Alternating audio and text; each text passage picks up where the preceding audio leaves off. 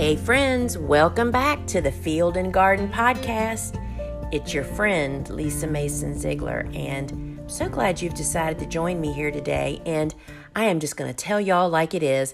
I was sitting down to do a recording of what I was going to call the Cool Flower Wrap-Up. I was just going to kind of just give the overall picture of cool flowers. And then I thought, oh my gosh, I've already done that, y'all. I've done it in the Cool Season Flower Chronicles series. And so what we've done is we're taking those video series and we are bringing the audio here for you to listen to here on the podcast. So without further ado, I want you to listen to week 1, which is about the life of the Hearty Annual, kind of how we tend to overcomplicate this, and why you shouldn't be afraid, and just the whole lowdown on the beginning of the Cool Season Flower Chronicles. Enjoy. Hey folks, welcome to the Cool Season Flower Chronicles. My name is Lisa Mason Ziegler, and I'm glad you've decided to join me here. And I am also the author of the book, Cool Flowers. And this series and my book are all about this awesome group of flowers that are kind of hard to figure out. And so the series, which is 5 weeks long, is going to be tackling what we hear as the misunderstandings that people have about this great group of flowers, the questions that we hear over and over. And this series is being brought to you by thegardenersworkshop.com, where we are making it possible for flower lovers of all levels to enjoy and grow flowers and to even build businesses based on flowers, right? So this week we're going to be talking about the concept, the life cycle of the Hearty Annual. Not really the life cycle, but the life of the Hearty Annual. And I want to tell you guys that we really tend to overcomplicate this. I think perhaps how do I want to say this? We have so many folks that are so afraid of planting at the wrong time that I think that holds them back. And I want to tell you, first off, to not be afraid. When people hear the term Cool Season Hearty Annual, I think all they hear is annual, right? Because that's what we're so familiar with. And we're familiar with those warm season, tender annuals that we're all growing all the time, like zinnias, sunflowers, tomatoes, basil, all those flowers and plants that we plant when it gets warm and they live their life when it gets warm. That's the annual that all of us are so familiar with. And so when we talk about Cool Season Hearty Annuals, we automatically think, what do you mean you're going to plant them in the fall? What do you mean they're going to survive perhaps winter where I am? We have to remember they're both annuals, but they are both planted at very, very different times. So here's the one thing that I want you to take away and kind of plant. I want you to set aside that whole warm season when you plant that stuff, right? Because the bottom line is just about everybody, I would say everyone, but I'm sure there's someone somewhere that can't. Everybody can plant cool flowers. We all just perhaps plant them at a little bit different timing, okay? We tend to overcomplicate it and we're afraid, and then that kind of even mixes it up even more. So what I really want to first say to you guys is I did not make up this concept. Our grandmothers practiced this, right? When I researched the book, Cool Flowers, I had to go back and look up in books like pre-1950 to really get some concrete information to write about. And so my theory on that whole thing is back in those days, back pre-1960, 1950s, folks were so connected to their gardens and the seasons that they kind of knew about this information and they practice it year after year. And so Don't be afraid. Our grannies did this, right? And I didn't make this up. People have been doing this for a really, really long time. So one thing you need to really embrace, or the surprise, I guess, or the gift of this whole group of flowers. Sorry, y'all, my eye is itching really bad. I hate to do this on screen, but sorry about that. What happens when you embrace this group of flowers, cool season hardy annuals, and I'm going to keep saying this over and over, y'all, because we need to start talking in the proper terminology. The warm season summer stuff that those of us that are in the United States have growing right now are tender annuals, the sunflowers and the zinnias. Cool season hardy annuals are what cool flowers are. Once you find the proper planting time for your farm or for your garden, and you figure out the equation to do that, which is what this series is all about, you are not going to believe what you're going to get. If you're a home gardener, you're going to gain an entire season of gardening. Not to mention, I have to say this here, when you start really getting into cool flowers and planting them and really embracing them, you know what else it changes? It changes the entire winter time. If you fall plant, as many of us can fall plant, some of us can even plant during the winter. All of us can plant in very early spring. But for those of us that do fall plant or even prepare in the fall, the anticipation that happens all winter, it's like adding yet another layer to gardening. But what happens is you are adding plants to your garden during that season that, you may be familiar with this. If you're not experiencing cool flowers yet, and you're waiting for warm weather to come so that you can plant your zinnias or your sunflowers or your tomatoes or your basil or whatever, your joy is, you're standing at the window clutching your seed packets, just waiting for the soil to get warm enough to plant it. Well, guess what? When you have cool flowers, that is not even on your radar anymore, because during that time is when cool flowers is really coming into its glory. I have such great memories of, I would have flower farming friends talking about, we're just waiting to do this, that, and the other. And we were covered up in buckets of flowers because we were already harvesting. So cool flowers is going to bring you another season of enjoyment as a gardener and a cash crop if you are a flower farmer. And I will tell you that the spring crop that we get from cool flowers outweighed any other season we have ever had. And here's something else you need to know about me as we're talking about this, is that I have no hoop houses and no greenhouses. So everything that I talk to you about, you can practice at home in your garden. So let's talk about these hardy annuals and cool weather. Hardy annuals don't just tolerate and survive cool weather. They thrive in cool weather. Some of them are even hardy down to zone 4 and zone 5. And I'm going to give you homework at the end of our talk here today.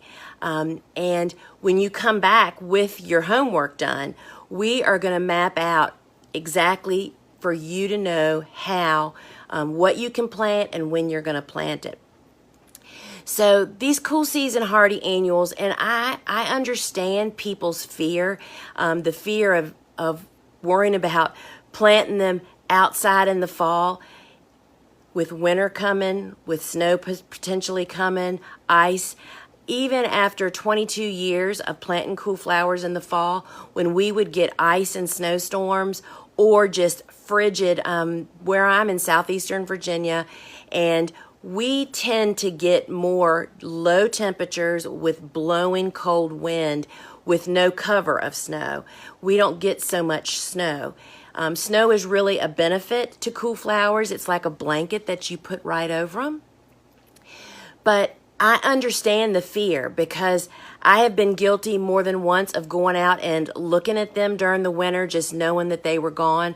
But y'all, these plants don't just survive the winter, They thrive under these conditions. When you follow the proper steps by planting, I'm going to say on time, but I will tell you that I have pushed the limits of that. But for sure, when you're first being introduced to cool flowers, to hardy annuals, you really need to go with the ones that you know are going to survive in your winter, that are strong growers. And I'm going to suggest too, for anybody here that is just hasn't even tried cool flowers yet, there's two, they're actually the two that I started with when I first planted cool flowers the first time in 1997. Snapdragons and Sweet William. Both of those are fairly easy to start from seed. They are super strong growers in the garden when you put them into the conditions that they love, which is cool to cold weather to get established.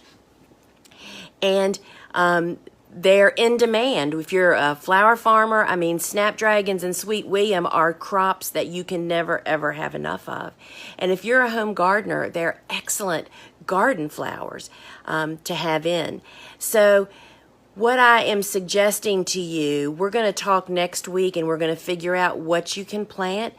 But I just want to say that these plants thrive in the cool to cold weather. I mean, we have had cool flower gardens that have been iced, completely iced over. You know, you've seen trees with the ice coating all over them. And, you know, I was for sure that was going to be the end of the road for my garden that year. And it didn't.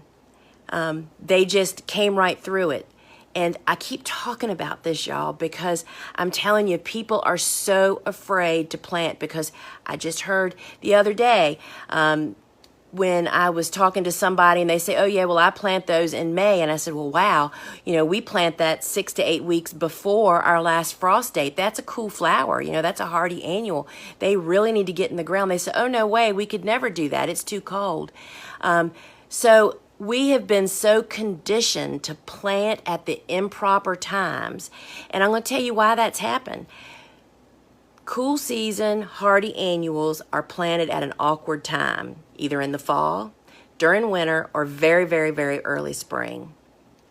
They fell out of retail fashion, meaning that the retailers stopped offering the plants because as people became more disconnected with gardening through the past few decades, people just really weren't in the garden centers in the fall and in winter and very early spring looking for plants. So retailers just stopped offering them. And those plants just fell away. And what are we talking about? Bells of Ireland, sweet peas, Snapdragon, Sweet William, cool flowers. I didn't even show you a picture of my book yet, y'all. Here she is. Cool Flowers features over 30 different hardy annuals, and we've been adding more along the way as we go. And they all follow the same behavior of loving cool to cold conditions. So if you haven't gotten the book, y'all have to, I'm not going to tell you, I can't tell you in a series in 5 weeks on a Sunday evening, everything that's in the book and in the book study. So you need to pick up a copy of the book from wherever your favorite book sales are. If you buy it from us, I would love to sign a copy for you. And we also have a book study. When you purchase it from us, at thegardenersworkshop.com, you automatically get emailed the free video book study. But if you purchased your book somewhere else, I still want you to have the free video companion. And so the link will be down below for both of those to purchase the book, and then also a separate link for if you already have the book and you got it somewhere else, that's perfectly okay. We still want to send you the book study.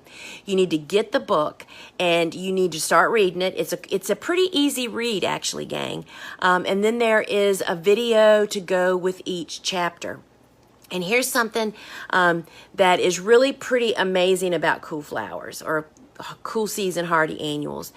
Y'all, they are the one group of plants that the cards are stacked in their favor. Meaning, think about planting in either fall or even during winter or in very early spring, what happens more during that time of the year? It rains, it snows, and even ices.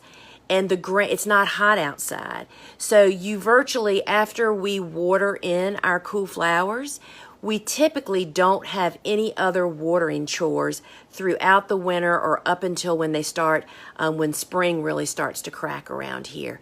So the cards are just really stacked in their favor. Sorry, y'all, I'm just looking at my notes a little bit. So how do you know whether you plant in fall, winter, or very early spring? That's what we're going to figure out next week. And it is all based on your winter hardiness zone and when your frost dates are. And it is pretty spectacular to me that a lot of people don't know those dates. And you can get away with that when you're growing warm season tender annuals, because you just pretty much go by the temperatures outside. Cool season hardy annuals just take a little bit more of footwork. And so I'm giving you some homework. So next week, I want you to know, when you come to next Sunday night's week 2, I want you to know what your winter hardiness zone is, and when your first fall frost is, and when your last spring frost is, and how you're going to find those things out. There's a couple of different ways that you can do that. You can, the number one way that I recommend is that you make a connection with your local extension office. Y'all, that is your state tax dollars at work. That's where your master gardeners are based out of, and there's typically an extension agent, and they have all this information that you need, and you can make contact with them. You can call. A lot of them have websites, and just ask, what winter hardiness zone are we? And I tell you, the reason I prefer to do that instead of just looking on the map, which is the backup if you can't connect, is some of our zones are changing. For instance, I have been zone 7, but now we have slowly kind of tweaked into now in zone 8A. So you really kind of need to know what you are based on historic history. This is not about you basing it on the last 3 years of weather. This is based on historic scientific information. So what your winter hardiness zone is, because what that's going to tell us next week is that tells you whether you can fall plant. Because in a nutshell, if a plant is winter hardy in your winter hardiness zone, that means you can fall plant, y'all. And if you can fall plant a plant, hands down, that's the option you should always go with, because the plants will be more abundant, taller stems, more of them, more disease resistant, and so carefree because they are so established when spring comes around. So you have to learn what that winter hardiness zone is. The second thing you're going to have to learn is, when is your first fall expected, y'all? I know you can't know it. It is a historical number based on several years of first frosts. So your first fall frost and then your last spring frost. When you know those 3 pieces of information, we're going to count it all out next week, y'all. And you're going to know exactly when you can plant and what your choices are. And so I just actually looked something up here right before we came on. On page 138 in the book, there's this cheat sheet that lists the 30 cool flowers that are in the book, and it tells you what zones they are winter hardy to. And when it is winter hardy in your zone, that means that you can fall plant that. And it's that simple. I can't tell you how complicated we make things. And I am at the top of that list. I tend to make things pretty complicated. I think too deep sometimes. But I want to tell you, if you come back with that information next week, we are going to go through and we're going to count out if your frost date is on this date, that means you would do X, Y, and Z. That means that you could plant these things. This means you would never plant that thing.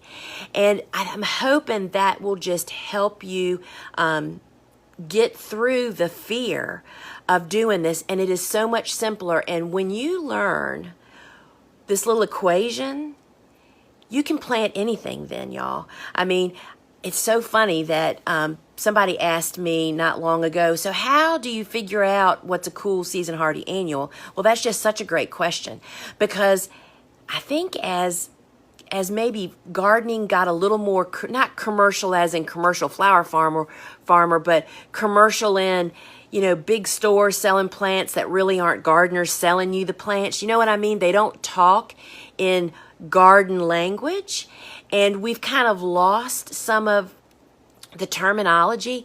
And so it doesn't say on a seed packet or on a plant tag that this is a cool season hardy annual or a warm season tender annual, right?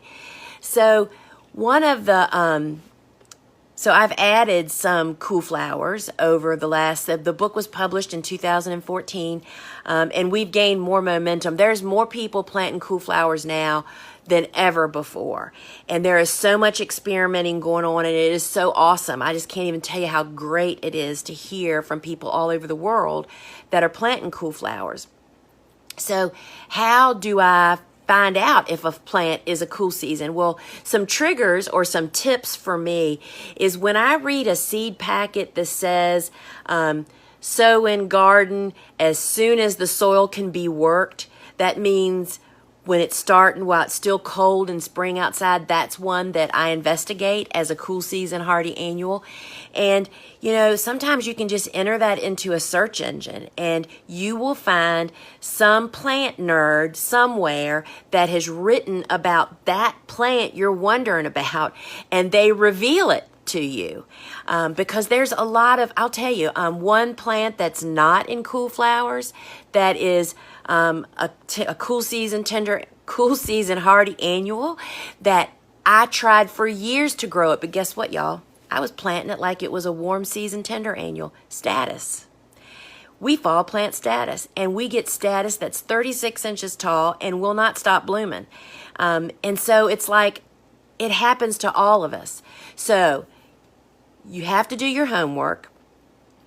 Come back next week knowing what your winter hardiness zone is and what your first fall expected frost and your last spring expected frost is. And we are going to hook you up. So this series, the Cool Season Flower Chronicle series is 5 weeks, and it's going to be every Sunday night in August. It's recorded. It will be posted on my blog. You'll have access to it afterwards. And a little segment that I want to do in each one of these is the Why I Love segment. And, of course, I'm going to talk about why I love Snapdragons. I think I already mentioned that Snapdragons were the first seed I ever successfully started. So I think that makes me and them have a really great, I'll never forget them. They were my first big success. And as I already mentioned, they are a great bouquet crop. They're an amazing garden flower. Bumblebees love them. I mean, if you're into pollinators, into farming, or just into gardening, Snapdragons are the very, very best garden plant. And if you have never experienced garden snaps, meaning Snapdragons that were grown in your garden, the fragrance is not strong, but it is unbelievable. I will tell you, that is what swept my florist off their feet when I first started going into flower shops with Snapdragons. And so we're introducing the dragons. And let me just tell you how the dragons got started. I told you that I always grow mixes. And so I grew 13 different Snapdragon mixes this past last fall. And I've got them this spring. I know I already told y'all this. Sorry, I got sidetracked. And so when I was harvesting them this spring and they were in mixes, I thought, okay, while I'm cutting these flowers, they were going to be sold to a florist. Why don't I just kind of sort them by colors in the bucket so I don't have to do that when I get them inside? And y'all, I just have to tell you this. having all those different varieties in all those different shades, like I had a pink bucket, a white bucket, a yellow bucket, and then a bucket that we named Sunset because of the bronzy peach and salmon colors that were in there. And oh my goodness, y'all, the buckets were so luscious. It is the mix of about 7 different varieties and up to 13 different shades in each of our introductions that are called the Dragons. Not only does it give you more variety when you want to grow a specific group color, but it extends the bloom. So there are some early bloomers, there's some mid-season bloomers, then there's some late bloomers, and then some really late bloomers. So you can plant the mix and get all of that in one group. And I will tell you that they are so absolutely beautiful. And you know, something about snaps that a lot of people tend to wait a little too late to harvest them is if you harvest them just when the very first flower on the long stem opens, that's when we cut them. And that way you get to experience that texture and beauty of those opening up while they're inside in your vase. So you're going to learn this whole concept and how to plant these guys. And who are some of these flowers? Let's just think about them for just a minute. We're talking Snapdragons, bells. I've already mentioned Sweet William, Feverfew. The Rudbeckia family is absolutely a huge benefit to our garden and to our flower farming business. We actually get Black-Eyed Susans to bloom for Mother's Day when we follow the cool flower concept. So y'all, I just want you to be confident, to not be afraid, and do not overcomplicate this. Pick up a book, check it out from your library, wherever you need to get it from. Do a quick read, at least get through chapter, let's see here, I think it's chapter 3 for next week. And yes, get through chapter 3 for next week. Get the book study, which is my free video virtual book study that goes along with each one of the chapters. Find out that information, get your homework done. And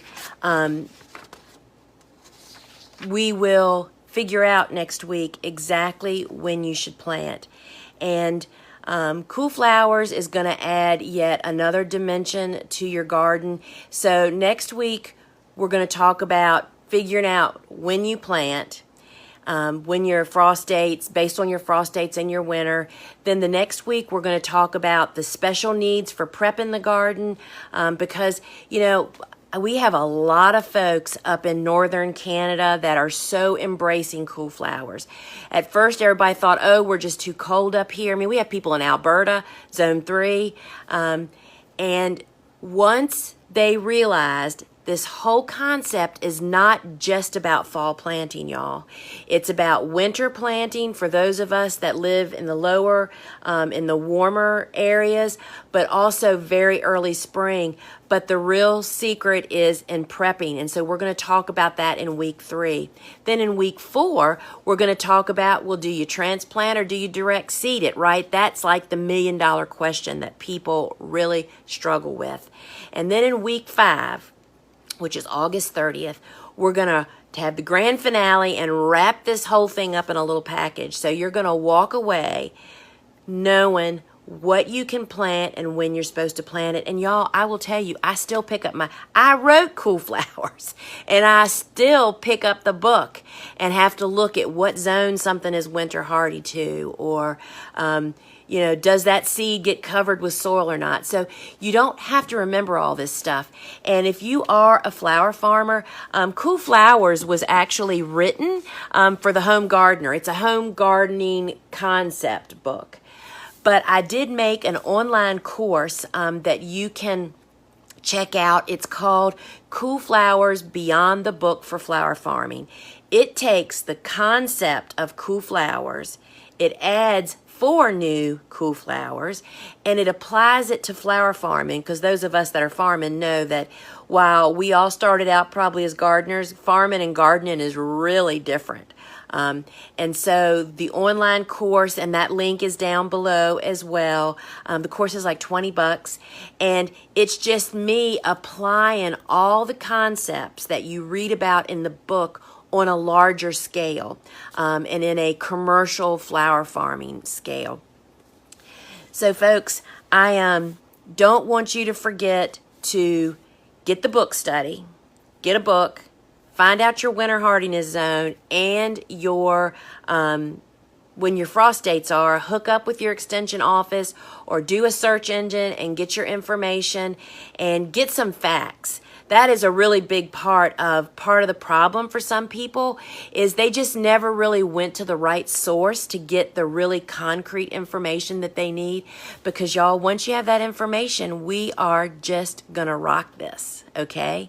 So check us out at thegardenersworkshop.com. You can find all kinds of information, and I would love to sign a cool flowers for you.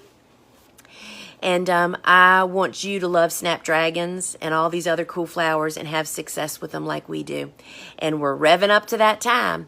So gang, until we meet again, ciao. All right, folks. Now, if you would like to have access to the entire series, which has a whole bunch of other resources, you can find it all over at thegardenersworkshop.com/cool. And you'll find there, you can find my book. You'll find my free companion book study. I have made a planting guide for you. There's also a free webinar called Cool Flowers Refresher, as well as a link to all the seeds on my website that you can purchase. And friends, everything you need, but I hope that having these audio recordings to be able to listen might help you even more. So friends, till we meet again, ciao.